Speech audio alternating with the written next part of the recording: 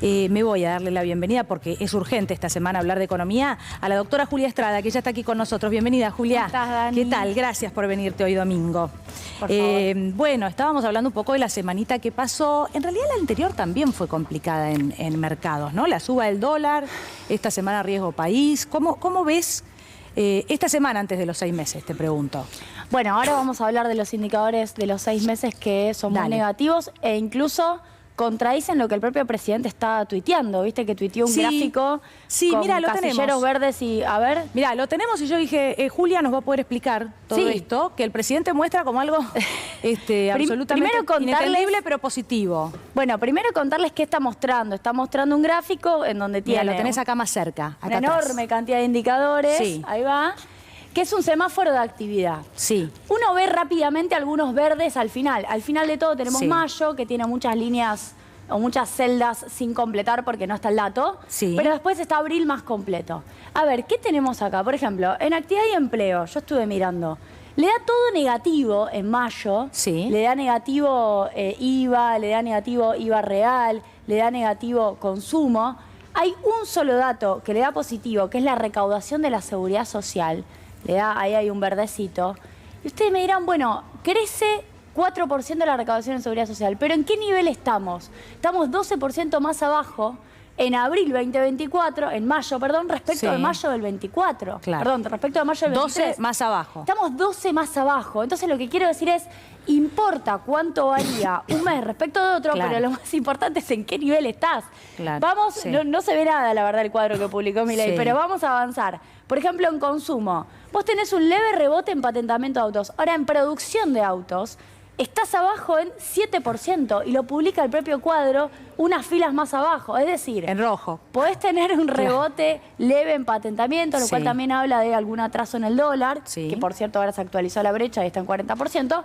Pero la producción de autos del sistema automotriz, del sector automotriz, con datos de ADEFA, está 10% abajo. Bueno, de hecho hubo despidos, retiros voluntarios, ¿no? De las grandes automotrices. Ahora, te pregunto, ¿hay actividad económica en este cuadro? Sí. Recaudación, perdón. Bueno, claro, está arriba la recaudación, le da negativa. El primero, lo que mostrábamos créditos recién. Y débitos, le da negativa en IVA DGI, le da negativo en IVA real, o sea, considerando los impuestos aduaneros. Sí. Y ahí estoy tratando de leer. Bueno, y seguridad social, desmenuzándolo en vivo. Te decía, seguridad social le da positivo 4,6, pero la recaudación de seguridad social, que es la recaudación por encima de los salarios, aportes y contribuciones patronales, está más abajo en menos 12. Era interesante repasarlo un poquito porque algunos en Twitter, viste, por ahí no se toman el detalle de verlo, pero dicen, bueno, pero entonces Milei está mostrando indicadores positivos. Yo lo que te pregunto, más allá de los de Twitter, los que no llegan a ver este cuadro, que nosotros se lo mostramos, pero ¿cuáles son esos indicadores para creer que los peores meses habían sido abril y mayo, como nos dijo en su momento el presidente de la Nación, y que ahora la cosa está repuntando? A ver, hay una cosa medio obvia y medio básica. Vos tuviste una caída fenomenal de toda la actividad económica. Sí. Ejemplo, acero cayó 40% en el mes de enero. ¿Podés tener caídas de 40 o de 30% sostenidas todo el año? No. No. Claro. Porque en algún momento, se paraliza la actividad o llega a un estado de utilización de capacidad instalada tan bajo, estamos en 55% de uso de capacidad instalada, uno de los niveles más bajos en los últimos 9 años. Y la cosa no puede seguir para el funcionamiento abajo. de las máquinas en las fábricas. Yo sé que es una obviedad, pero hay mucha gente que ni siquiera... Tienen que cerrar todas las empresas para hablando. que siga cayendo al 20% mensual o al 30%. Eso no va a pasar. No va a Ahora pasar. Tenés un pequeyo leve rebote en un nivel, que es muy bajo. Más bajo. Pero este rebote implica que en los próximos meses va a haber un rebote en los mismos, porque esa sería la pregunta del millón. Y, por ejemplo, en inflación, ¿no? Yo digo, bueno, puede haber una baja, pero lo cierto es que este próximo mes, con incremento en prepagas, tarifas, y probablemente ya no se sostenga. Lo que vos estás preguntando es lo más relevante, que ¿es sostenible una recuperación en B, como el presidente plantea? La respuesta es no, por varias razones. En primer lugar, porque para tener una recuperación en B, vos tenés que plantear que la economía argentina vuelva por lo menos al nivel de actividad de diciembre y además crezca más. Claro. Para eso tenés que inyectar guita. Para eso necesitas que la gente consuma y para eso necesitas volver a niveles de actividad previos. Eso no está pasando en la lógica en la cual está aplicando la gestión económica Milei. Milei no está poniendo guita en la calle. Las paritarias no las quiere homologar ni siquiera a la inflación. Se queja de que las jubilaciones recuperen la inflación de enero. Ni siquiera estábamos planteando un gran ¿sería un aumento. plan platita, Julia? Claro, no sé si es un plan platita. ¿Lo que hace falta? Es que la gente recupere niveles de consumo, por lo menos que tenía en diciembre, que ya estábamos en una situación complicada. Sí. Recomposición de salario. Recomposición de salario. Y en segundo lugar, Dani, lo más importante, Milei no puede sostener el dólar como está a este valor. Tiene una devaluación que corre a un 2% mensual, con una inflación que si bien va bajando, ponele que en mayo te da 5 o te da 5,5, está más arriba que el dólar. Claro. Te había dado en abril 8,8, te había dado en marzo 11. Estás apreciando el tipo de cambio. Sí. Y una variable que para mí esta semana que viene es fundamental es, sigue comprando dólares el Banco Central, porque las últimas 2 jornadas, en una vendió 1 millón y la otra vendió unos 20 millones. En la medida en que siga comprando dólares, puede bancarse tener apreciado el tipo de cambio, es decir, no devaluar. Claro. En la medida en que deja de comprar dólares, va a tener que revisar su política. Y si devalúa, ya sea porque acelera el crawling peg, empieza a devaluar no al 2% mensual. El crawling peg es el 3, traspaso. El crawling peg es la devaluación a cuentagotas, todos los sí, días. O ya sea porque se banca un salto discreto del dólar, esa supuesta recuperación en B se corta y volvemos a tener una caída. Entonces, el gran problema que tiene Milei es, uno, no quiere fomentar la actividad económica para que de verdad haya recuperación en B como él dice que va a haber. Y en segundo, porque no se banca el gasto. Y en segundo lugar, no quiere mover el dólar, lo cual lo va a terminar llevando a moverlo de manera fuerte con un salto cambiario en algún momento de este año, sobre todo si quiere levantar el cepo, y eso va a hacer caer la actividad económica de nuevo. Julia, justo lo que no necesitamos. Te quiero preguntar esto porque seguramente los chicos también se quieren sumar. El swap chino, el FMI, el desembolso del FMI que finalmente no llega, el FMI que viene diciendo, bueno, pero atención con los sectores de menos recursos, pero a la vez te dice atenti con las jubilaciones, porque si no, no hay para todos, es una especie de ni sí ni no, pero los dólares no llegan. El FMI siempre quiere quedar bien. El Fondo Monetario Internacional le festejó el programa económico a Milei, se lo festejó y dijo, pero ojo porque no hay que ser tan insensible en relación a lo social. Ellos siempre quieren quedar bien. En la década de los 90 hacían lo mismo, le decían lo mismo de la Rúa. Ahora que ven que los jubilados pagaron el 35% del superávit fiscal trucho de Milei, incluso no lo dice el FMI, lo dice, por ejemplo, un millonario, Druckenmiller, no sé si lo Druckenmiller, viste. sí. El que no puede creer que tengamos un Milei como presidente porque es maravilloso, porque está ajustando, digo para la gente, yo sé que vos sabés, porque está ajustando y la gente lo tolera este gran ajuste. Los argentinos toleramos este gran ajuste. Fue un programa yankee a decir, mandé a mis inversores a invertir en Argentina porque vi que los jubilados están pagando el ajuste. Exactamente. Fantástico. Bueno, en ese contexto, el problema que tiene Milei es que el Fondo Monetario Internacional lo que está mirando no es el sentido del programa porque lo comparte, sino la sostenibilidad social del programa. Y la sostenibilidad social también va asociada, si puede sostener, entre otras cosas, el tipo de cambio hacia atrasado, porque si lo vuelve a subir, también le va a generar un costo a la gente. Yo creo que están cometiendo graves errores en materia de política internacional. Con China nosotros tenemos una alianza estratégica hace años. La primera fue, de hecho, Cristina en el 2009 con el swap de monedas. Y lo que les termina pasando no es que se caería, esto es Radio Pasillo, yo no tengo información, no es que se caería el swap de monedas, que es una política de Estado, obviamente depende de Xi Jinping, de China, sino que le piden que devuelva los 5.000 millones de dólares que se activaron del swap. Es decir, que los devuelva, pero que siga la política del swap. Ahora, los tienen que encontrar, Milei, los tiene que poner y se los tiene que devolver a China. No es por las declaraciones de Mondino. En realidad las declaraciones de Mondino parece que hacen mucho ruido, son un papelón, pero no serían la cuestión central, digamos, ¿no? De hecho, me decían que hay obras también acordadas con China, 3 puntualmente, y que, bueno, tiene que ver también con la realización de esas obras, con ciertas cosas que no están pasando, y no por defender a la canciller, porque ha sido un papelón, pero sino porque hay cuestiones también por lo bajo para la renovación de ese swap que con las que el gobierno argentino no está cumpliendo. Bueno, se subieron a una operación, digo, el gobierno se sube a una operación de otro medio, de otro medio periodístico, medio digital, que sale a decir que la base científica china no es realmente científica, sino que tiene razones militares, y ahí es donde aparecen las declaraciones de Mondino, las lamentables declaraciones de Mondino. De que los chinos son todos iguales. Bueno, en ese contexto, la verdad es que se sube el gobierno argentino a una disputa que es geopolítica, que ya sabemos que existe entre Estados Unidos y China, que no le sirve a la Argentina. A la Argentina le sirve definir su perfil productivo, para dónde vamos. Y el problema es que con el RIGI, que es lo que se va a discutir este miércoles 12, con la ley bases, nuestro perfil productivo está al servicio de los intereses de los grandes ricos del mundo, de Elon Musk y de un par más, que les interesa sacar litio, les interesa sacar gas, pero no les interesa que tengamos industria. Milei lo quiere mostrar como habló de avances en inteligencia artificial. Y a alguno le puede parecer interesante, porque es lo nuevo, porque la industria es lo viejo. No es que yo lo piense, sé que la Argentina no puede prescindir de la industria en ningún país. Pero él intenta mostrar algo de eso, ¿no? Y por ahí en los más jóvenes yo digo tiene impacto, porque se reúne con Elon Musk. Sí, yo creo que hay una gran venta de humo y además hay un gran comportamiento de casta, finalmente. ¿Por? Todo lo que vienen haciendo desde la guita con el organismo de estados internacionales de americanos con Petovelo, en donde finalmente terminan utilizando guita de financiamiento internacional para otros usos que no tienen que ver con comprar comida ni con contratación de gente que hace al trabajo en el Ministerio de Desarrollo. La verdad, eso es hacer de la política un negocio, eso es lo que a la gente le genera rechazo. Y Milei está haciendo eso. Si vamos a YPF, 70 palos se aumentaron los directores de YPF el sueldo. Entre ellos estaba Pose, el ex jefe de gabinete, que ahora, de hecho, pedí un acceso a la información porque quiero saber si sigue cobrando esos 70 millones ahora que renunció de ser jefe de gabinete del gobierno nacional, que sigue cobrando $70.000 por mes. Bueno, sería un escándalo, lo único que nos falta. Bueno, venite en la semana a contarnos cuando te llegue el informe. Usaron YPF con 10.000 millones para pauta, que además, según los datos de YPF, se usaron solo 700 millones de pesos. ¿Qué están haciendo con la plata del Estado? ¿Cómo están gestionando? Bueno, ¿a dónde va? Exactamente, ¿a dónde va la del ajuste? ¿No? ¿A dónde va? Y de dónde salen, por ejemplo, esos millones. Ezequiel quiere preguntarte, Julia.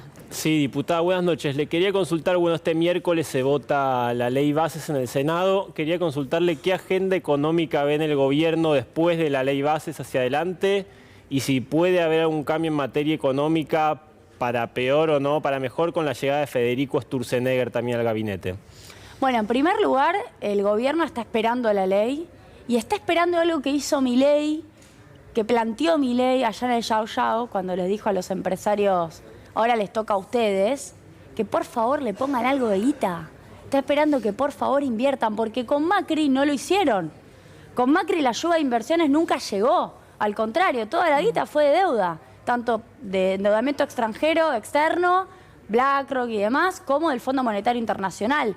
Milei dice: yo les ordeno la macro, les acomodo, por cierto, discutible, por lo que acabo de decir, ojo con el dólar, ojo con el superávit, no es sostenible. No es sostenible este tipo de cambio, no es sostenible el superávit, así como lo están planteando de manera ficticia y atado con alambre. Lo que necesita es que le pongan guita. Por eso está esperando el RIGI, el régimen de incentivo a las grandes inversiones, para que aparezcan inversiones que no van a pagar impuestos en Argentina, que no van a tener como correlato la liquidación de dólares en Argentina, que vamos a tener prórroga de jurisdicción en el CIADI, que no vamos a tener generación de puestos locales, que no vamos a tener compra nacional con proveedores locales. Bueno, no le importa nada, es cortoplacista. Si vos te fijás la liquidación de dólares que plantea el RIGI, supongamos que vienen y le traen guita a Elon Musk, junto con Livent, la que saca litio de Catamarca, ponen un proyecto nuevo para sacar más litio. Supongamos que vienen y hacen algún proyecto de gas natural licuado. Bueno, primer año 20% de libre disponibilidad de divisas en el RIGI. Segundo año 40%. Milei, si querés, ve algo de los frutos, bajo su mandato, de eso. Al tercer año ya es 100% de libre disponibilidad de las divisas. El próximo gobierno, yo digo, él ni siquiera está pensando en continuar. Digo, el próximo gobierno... Bueno, Franco se habló de la reelección.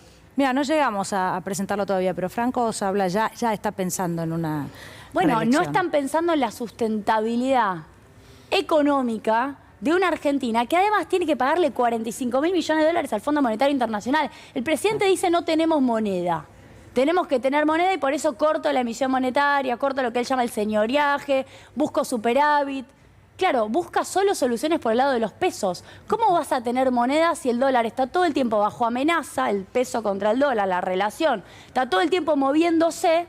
porque no tenés reservas en el Banco Central y porque no podés acumular, porque debes guita a los acreedores privados y porque además te cuesta mucho tener superávit comercial. Esa parte del mundo dólares no lo aborda el presidente Milei. Entonces, ¿qué moneda querés tener si estás devaluando cada 5 minutos? Si él mismo se va a enfrentar al problema de la crisis de deuda en la medida en que tenga que empezar a pagar vencimiento de deuda, por ejemplo, a partir del año que viene. Ese es el mundo de Milei que Milei no ve y que se lo va a chocar.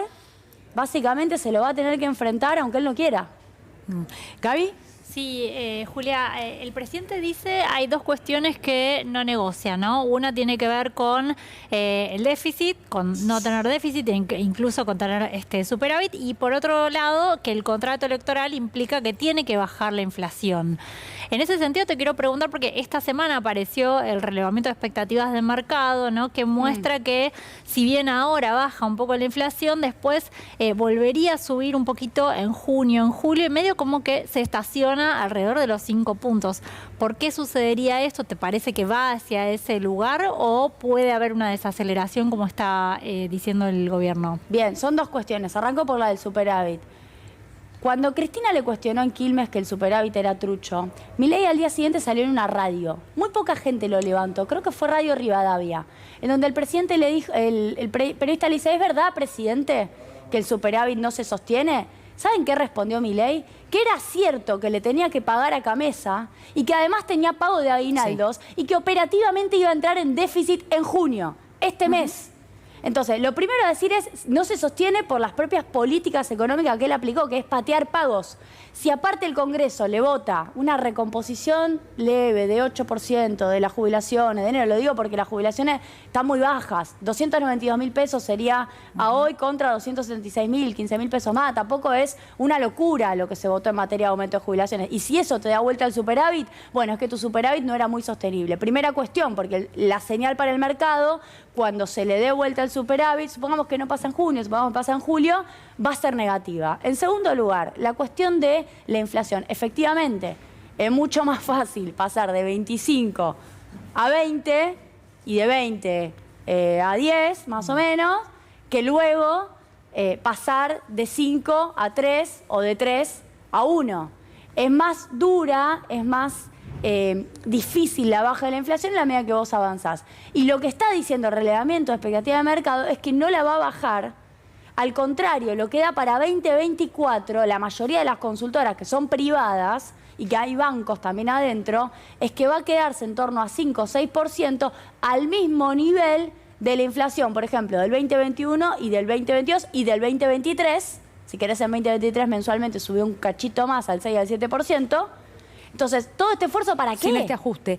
¿Para qué todo este esfuerzo? Esto es lo que la gente se empieza a preguntar. Si la inflación termina en 5,5, pero la actividad económica está 20, 30% más abajo en las principales ramas industriales. Si tengo menos poder adquisitivo, si la jubilación me alcanza para menos, ¿para qué hicimos este esfuerzo? Julia, es tremendo lo que planteás porque el presidente tampoco, tampoco hay una zanahoria, digamos, ¿no? Algo, un horizonte que sepamos que va a ser mejor. Entonces esa puede ser la pregunta que nos hagamos en breve, ¿no? En los próximos meses. Ahora también, sin hablar de un aporte solidario, ¿no? Todos sabemos que lo que tiene que ver con las jubilaciones es una parte importante del gasto del Estado y es casi imposible hacer un ajuste sin tocar ese sector. Bueno, ¿cómo es que se vuelve posible? ¿Y a qué me refiero con esto? Suponiendo que hay que hacer un ajuste, que hay que ordenar las cuentas, y hay mucha gente en favor de eso, ¿cuál es la otra manera? ¿A dónde? ¿Qué sectores pueden aportar? Y digo sin ir a un aporte solidario, porque el aporte solidario es una pandemia, pero hay sectores que sí tienen grandes ganancias y a los que incluso con este RIGI les va a ir mucho mejor. Sí, totalmente. Bueno, en primer lugar, hay una cuestión en materia de recaudación que la Argentina tiene que empezar a resolver. Digo, nosotros tenemos una parte de la economía no declarada. Y eso es algo que hay que resolver, porque efectivamente vos tenés desigualdad en la carga tributaria. El mundo pyme termina agarpando más en términos de tasa efectiva que grandes empresas. Cuando vos mirás los balances de las grandes empresas, pagan mucho menos sobre ventas o sobre su resultado en términos de tasa efectiva, si sumás ganancias, si sumás IVA, respecto de las pymes. Entonces lo que tenés que hacer es que paguen todos. Y luego sí, tenés que pensar una discusión tributaria en donde tengas un poco más de progresividad, en donde se eliminen algunas exenciones y puedas mejorar tu recaudación. Yo creo que el superávit es algo relevante para la economía argentina. No creo que la economía argentina se resuelva juntando pesos en vías de un mayor superávit, porque la deuda no la pagás en pesos, la deuda la pagás en dólares, esto lo aclaro. Sí. Orden de prelación de los factores. Primero tenés un problema de dólares. Ahora, en la medida que vos tengas déficit, y si ese déficit termina siendo financiado no con deuda en el mercado local, sino con emisión monetaria, y esa emisión monetaria te presiona sobre la cantidad de dólares que vos tenés, vas a tener un problema inflacionario, que fue lo que pasó el año pasado, en donde además de la sequía, de los 20.000 millones de dólares que te faltaron, bueno, te condicionó el Fondo Monetario Internacional y tuviste un problema de presión cambiaria muy fuerte. Sí. Ahora, tenés que discutir recaudación, también tenés que ajustar cuestiones de gasto. Yo creo que la segmentación de tarifas, tal como la estábamos encarando en la etapa anterior, es correcta. Ahora, la tenés que calibrar, la tenés que hacer bien.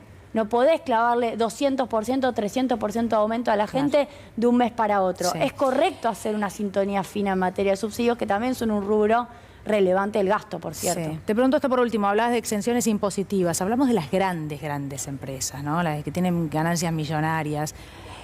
¿Cuántas son? No te pregunto el número exacto, ¿no? Pero bueno, estamos hablando de cuántas empresas. Vos tenés distintos regímenes que están solapados. Por ejemplo, el régimen de la ley del conocimiento, el incentivo a estas empresas de software, que inicialmente, de hecho, nació en el gobierno de Cristina. Tenés de todo adentro. Tenés de Mercado Libre, pasando por Globant, pasando por algunos laboratorios. De hecho, es una apertura que no es pública. Yo la pedí, tengo el listado, porque pedí un acceso a la información, pero la verdad es que tenés un listado largo en donde lo que hay que hacer es revisar, tanto para esos incentivos, que son bonos fiscales, también para las contribuciones patronales, que se eternizan los regímenes, ¿funcionó haberle bajado los impuestos a esta empresa durante todo este tiempo?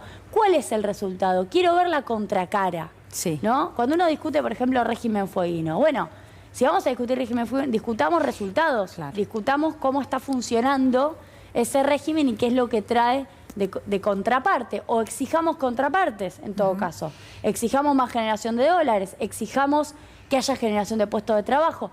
No hay una discusión profunda en relación a los incentivos tributarios que plantea muchas veces el Estado Nacional y que se eternizan. Yo digo, son beneficios que quedan en el tiempo, que nadie más lo discute. Nosotros hoy tenemos, lo digo porque nadie sabe, una baja de contribuciones patronales que se votó en el gobierno de Macri en diciembre del 2017 en la reforma fiscal de Duhovne, que es horizontal, se llama un mínimo no imponible, que aplica para todos. Aplica para Coto, aplica para, de nuevo, para Mercado Libre y aplica también para una pyme. ¿Por qué? ¿A quién le sirve eso? Si el Estado pierde guita, si vos tenés el sistema previsional que la mitad se autofinancia, 55% con recaudación de contribuciones patronales, y la otra mitad no tiene financiación propia, sino con renta general. Bueno, discutamos la financiación del sistema previsional con contribuciones patronales que de verdad se paguen.